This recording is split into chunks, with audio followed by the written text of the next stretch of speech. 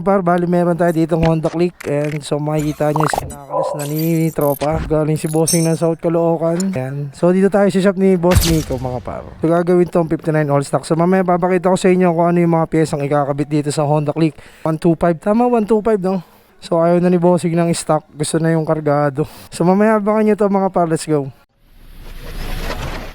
Mga par, bali ito yung ikakabit sa Honda Click mga par. So bali ito 59 na chrome bore. Ayan o, kung makikita nyo is 59 na chrome bore. Tapos 5.6. Tapos ang ikakabit valve seal. Tapos cam gear adjustable. Tapos syempre may kasama na rin throttle body na 32mm 32, ayan. So racing monkey ang gamit natin dito. So kinakalas na yung makina ni Boss Miko. Ayan.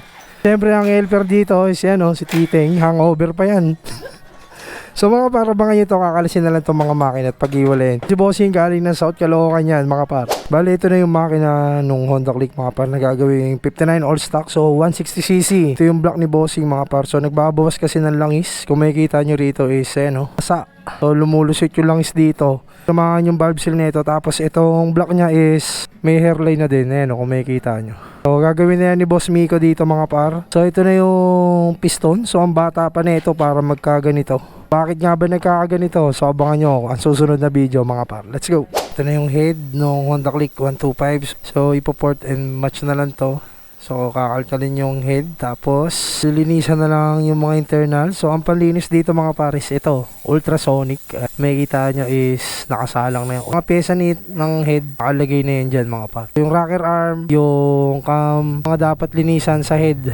Ayan. So ganito lang paglinis dito. Ginagamitan ng ultrasonic mga par. Tapos ito na yung makina. So bali lilinisan na lang to mga par. Pag nito kasama sa package is i-repaint na rin to mga par. Black, papalitan ng chrome bore. So, yung pyesa nito is naka-ready na. So isasalpak na lang pagkatapos linisan. So mamaya abangan nyo to pag natapos mga par. Let's go. Bali 59 all stock mga par. 59 na chrome bore. Tapos i-degree na lang yan dito mga par ni Boss Miko. Tapos yung head is naka port and polish. So ito yung nakasana ni Titeng. Teng, smile ka naman yun.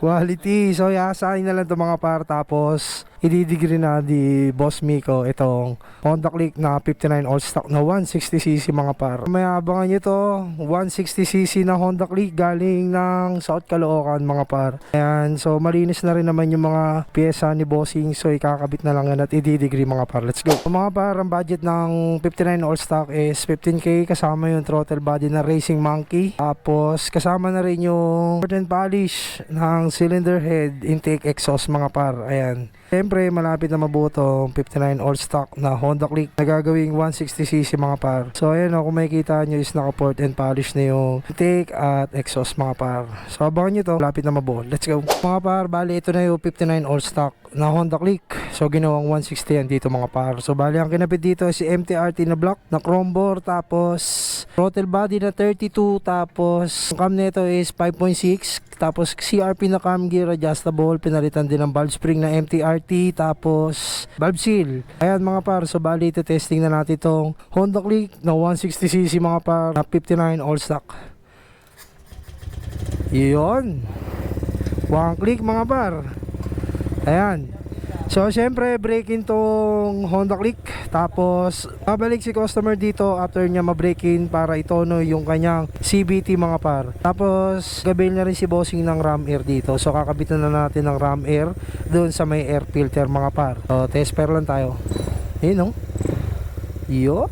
So, sobrang tahimik lang mga par. So sa mga gusto magabil ng Honda Click engine upgrade 59 all stock, ayan, PM lang kayo kay Marvin Vlogs or kay Eco Motoworks mga par. So PM lang kayo sa mga gusto magpa-build. So dito nagbi-build din ng engine refresh, 183 bore up NMAX Aerox mga par. So PM lang Marvin Vlogs at kay Boss Miko Garage mga par. So yun lang, maraming salamat. Syempre lagi mag-iingat mga par.